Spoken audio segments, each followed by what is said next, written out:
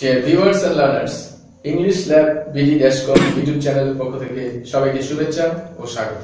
Englishlabbd-com Facebook পেজেও আপনারা এই video লেসনগুলো পাবেন। আমরা চেষ্টা করছি, আমাদের দেশে অনেকেই ফেসবুক ইউজ করে, হয়তো ইউটিউব সম্পর্কে তাদের ধারণা কম, ফেসবুক থেকেও যাতে তারা এটা শিখতে পারে সে ব্যবস্থা আমরা নিয়েছি।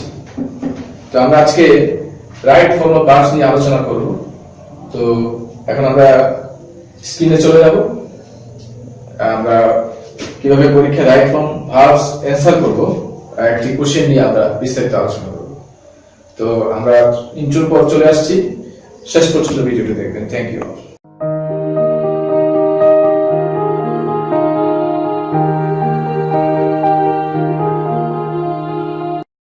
Welcome back. আমরা এখন স্ক্রিনে চলে যাব। তো স্ক্রিনে আমরা কি দেখতে পাচ্ছি? বিশাল একটা প্রশ্ন, তাই না? অনেকগুলো সেন্টেন্স আছে এখানে, ভয় পাওয়ার কিছু নেই। তো কোশ্চেন নম্বর 5 এটা এসএসসি তে আসে। এই ধরনের প্রশ্ন তো আমরা আগেই বলেছি বিভিন্ন পরীক্ষায় আসে, জেএসসি, এসএসসি প্রতিদিন পরীক্ষায়। তো read the text and fill the gaps with the correct form of verbs as per subject and context. তো আমাদের সঠিক ভার্ব বসাতে হবে কনটেক্সট অনুযায়ী এবং সাবজেক্ট অনুযায়ী। কনটেক্সট আসলে আমাদের প্রথমে কিন্তু কয়েকটা সেন্টেন্স পড়ে বুঝতে হবে যে এটা কোন কনটেক্সটে আছে, এটা কি প্রেজেন্ট সিচুয়েশনে আছে নাকি পাস্ট সিচুয়েশনে আছে নাকি ফিউচার সিচুয়েশনে আছে। যে কোনো একটা সিচুয়েশনে কোশ্চেনটা দেয়া থাকে, তার মধ্যে কিছু সেন্টেন্স যদি এটা প্রেজেন্ট থাকে, দু একটা বিষয় হয়তো বা পাস্ট বা ফিউচার আসতে পারে, কিন্তু মেইনলি সবকিছুই প্রেজেন্ট থাকবে। আবার যদি পাস্ট সিচুয়েশন হয়, যে মেইন কথাগুলো কিন্তু পাস্ট সিচুয়েশনের হবে, দু একটা হয়তো প্রেজেন্ট বা ফিউচারে চলে আসবে, রাইট? সাধারণত এরকমই হয়, প্রেজেন্ট বা পাস্ট সিচুয়েশনে দেওয়া থাকে, তার সাথে কিছু অন্য সিচুয়েশনের কথাও থাকতে পারে। প্রথম 1-2 সেন্টেন্স পড়েই কিন্তু বোঝা যায় এটা ভিউয়ার্স।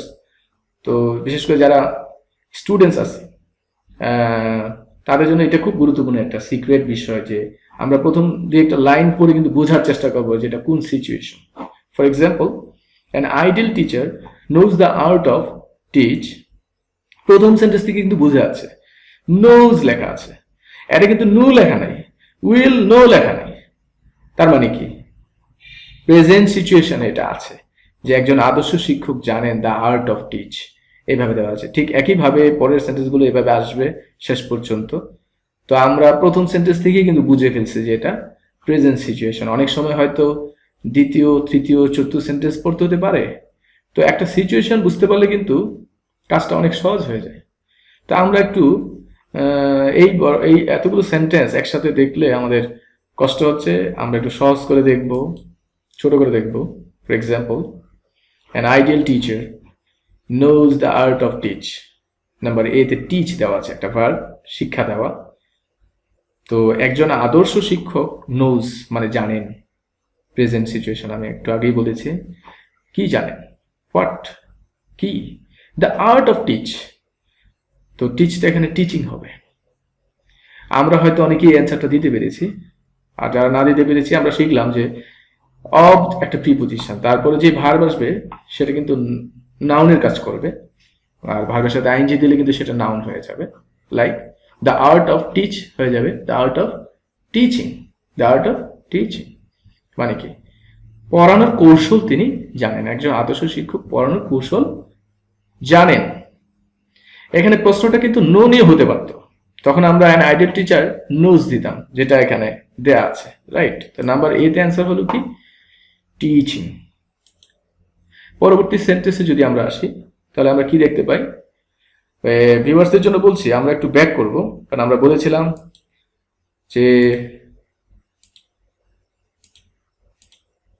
যে আমরা কি করব, আমরা সেন্টেন্স তৈরি করব, সাথে সাথে নতুন সেন্টেন্স তৈরি করব। For example, an ideal teacher knows the art of teaching.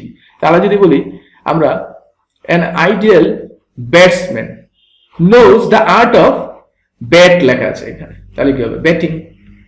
মানে একজন আদর্শ ব্যাটসম্যান জানেন ব্যাট করার কৌশল জানেন।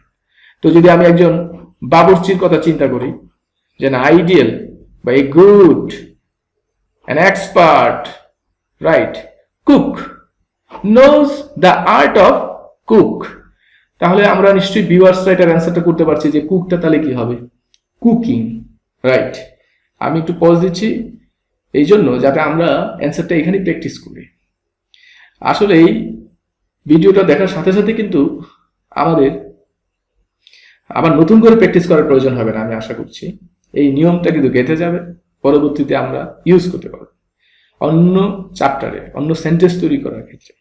For example, an ideal teacher ছিল, আমরা এখানে অ্যান এক্সপার্ট কুক মানে কি, একজন দক্ষ বাবুর্চি, নোজ জানেন, দ্য আর্ট অফ, কুকের জায়গায় আমরা কি দিলাম, কুকিং, তিনি রান্নার কৌশল জানেন। এইভাবে আমরা হাজার হাজার সেন্টেন্স তৈরি করতে পারবো। আমরা টিচারকে চেঞ্জ করব, একজন দক্ষ ড্রাইভার, তাহলে কি হবে, ভিউয়ার্সদেরকে বলছি, একজন দক্ষ ড্রাইভার, অ্যান এক্সপার্ট ড্রাইভার। অভিজ্ঞ বললে আমরা কি বলবো, an experienced driver knows the art of, এখানে যদি ড্রাইভ দেওয়া থাকে তাহলে কি হবে অ্যান্সারটা, আমরা সবাই একটু অ্যান্সারটা বলার চেষ্টা করি। থ্যাংক ইউ, অনেকেই হয়তো বলেছি ড্রাইভিং, রাইট। তাহলে এই সেন্টেন্সটা আমরা রাইট ফর্ম ভার্বস আকারে শিখেছি, পাশাপাশি কিন্তু এই ধরনের সেন্টেন্স তৈরি করার এবিলিটিও কিন্তু আমাদের মাঝে হয়েছে, রাইট। তো আমরা পরবর্তী সেন্টেন্সে যাব। He dash make his lesson interesting. He বলতে কাকে বোঝানো হয়েছে, এখানে যেহেতু টিচার, অ্যান আইডিয়াল টিচার, একজন আদর্শ শিক্ষকের কথা বলা হয়েছে, তাহলে একজন আদর্শ শিক্ষক মেক হিজ লেসন ইন্টারেস্টিং, তার পড়াটাকে কি করেন, আকর্ষণীয় করেন, রাইট। তো প্রথম সেন্টেন্স থেকে কিন্তু আমরা বুঝেছি এটা প্রেজেন্ট সিচুয়েশন, আর হি কিন্তু থার্ড পারসন সিঙ্গুলার নাম্বার, আর প্রেজেন্ট সিচুয়েশন হওয়ার কারণে এটা প্রেজেন্ট টেন্স হবে, প্রেজেন্ট ইনডেফিনিট টেন্স। তো ভিউয়ার্স এর অ্যান্সারটা কি হবে, রাইট। অনেকে হয়তো আমরা অ্যান্সারটা করতে পেরেছি, এখানে অ্যাজ বা ইয়েস যুক্ত আর বিষয় থাকবে, যেহেতু ই অলরেডি আছে মেকের সাথে, অ্যাস যুক্ত হবে, makes, he makes his lesson interesting. তিনি কি করেন আদর্শ শিক্ষক, তিনি তার লেসনটাকে আকর্ষণীয় করেন।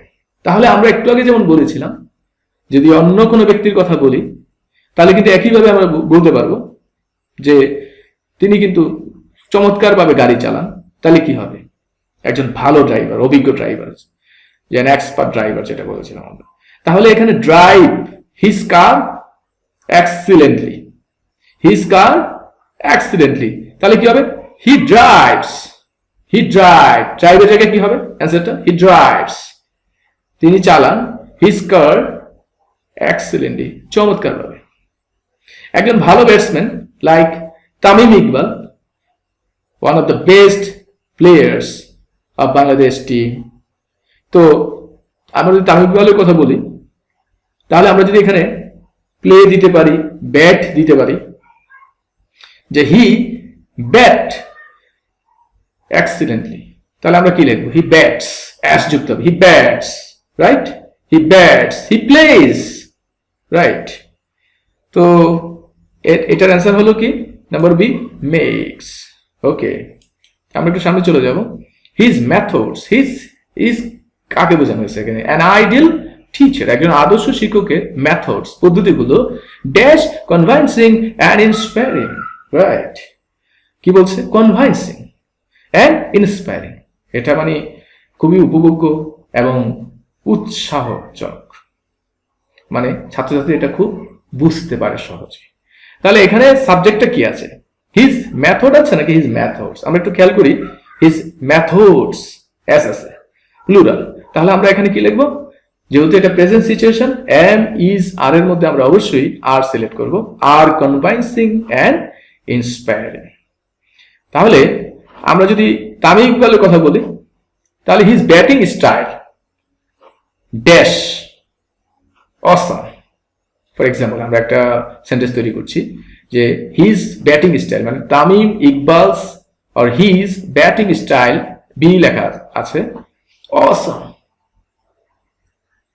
তাহলে আমরা কি লিখবো, হিজ ব্যাটিং স্টাইল, যেহেতু আমরা লিখেছি ইজ লিখবো, আমরা এম ইজ আর এর মধ্যে আমরা ইজ চুজ করবো। আমরা এইভাবে কিন্তু আরো নতুন সেন্টেন্স তৈরি করতে পারবো, তাই তো, রাইট। আমরা একটু সামনে চলে যাচ্ছি, সি নাম্বার অ্যান্সার তাহলে কি হলো, আর an ideal teacher treat his students like his own children.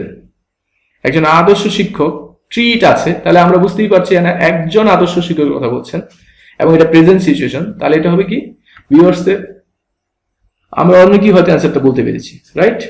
Treats as যুক্ত হবে হিজ স্টুডেন্টস, তার ছাত্রদেরকে গণ্য করেন লাইক হিজ ওন চিলড্রেন, তার নিজের সন্তানের মতো, রাইট? তাহলে ডি নাম্বার অ্যান্সারটা কি হলো? ট্রিটস। এভাবে আমরা একটু সামনে চলে যাই। He dash praise the good work done by them. He তো একই ব্যাপার, হি প্রেজ এবং প্রেজেন্ট সিচুয়েশন আমরা মনে হয় সবাই বুঝতে পারছি কি হবে? Praises, right?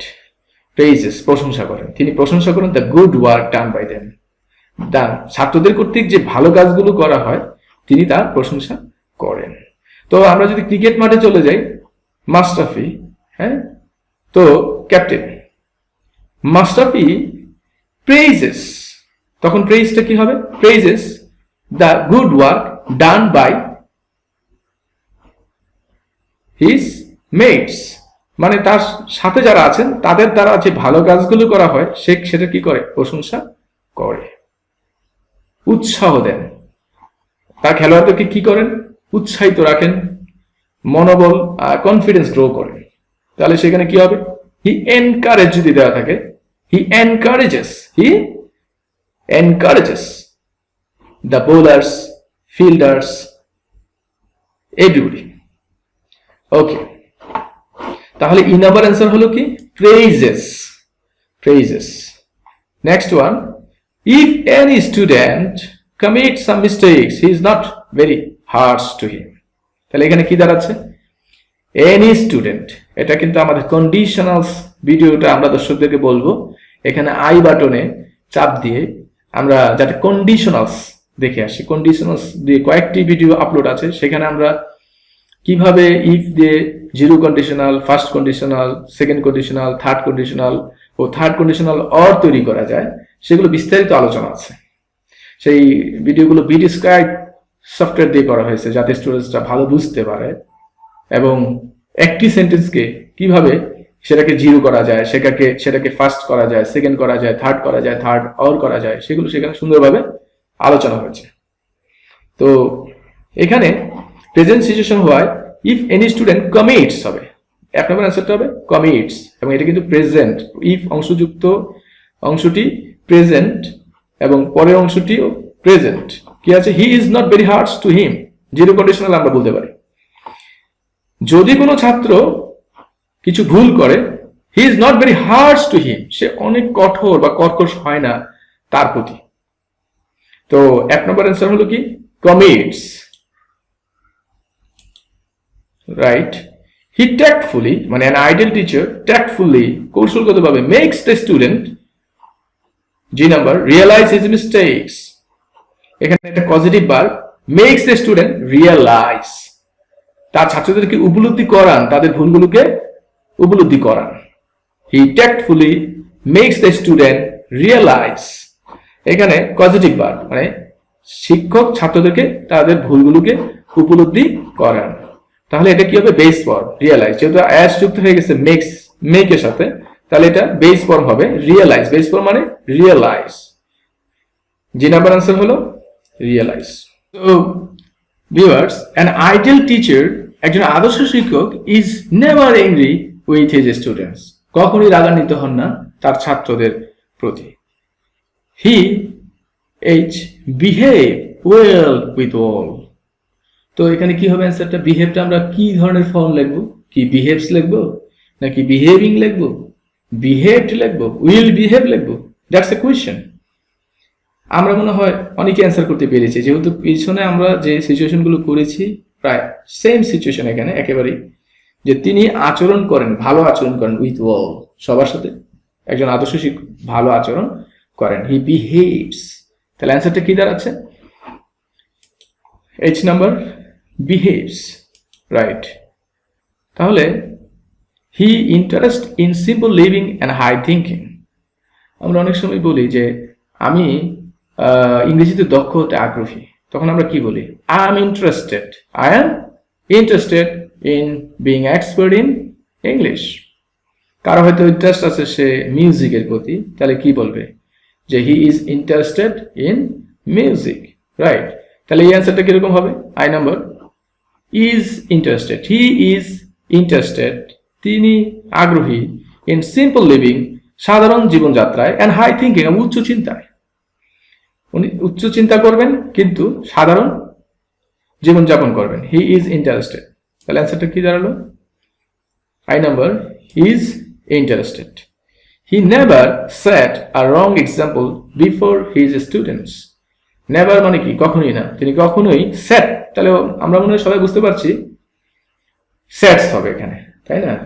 সবগুলো সেন্টেন্সে কিন্তু এরকম হয়েছে যে তিনি কখনোই একটা ভুল উদাহরণ ছাত্রদের সামনে তুলে ধরেন না, যাতে তারা খারাপ কিছু শিখতে না পারে, ভুল বুঝতে না পারে। তাহলে কি দাঁড়াচ্ছে? He never sets. অ্যান্সারটা কি দাঁড়ালো? হি নেভার সেটস, যে নাম্বার অ্যান্সার হলো he never sets a wrong example before his students.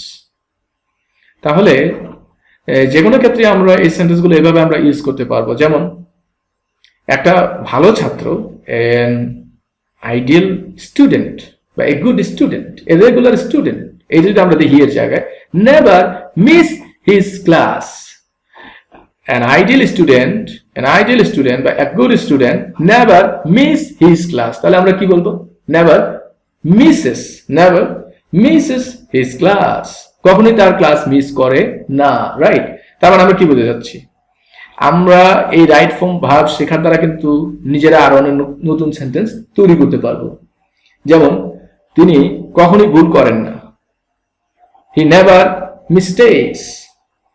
আচ্ছা, যাই হোক, আমরা পরীক্ষায় কিভাবে অ্যান্সারগুলো লিখবো?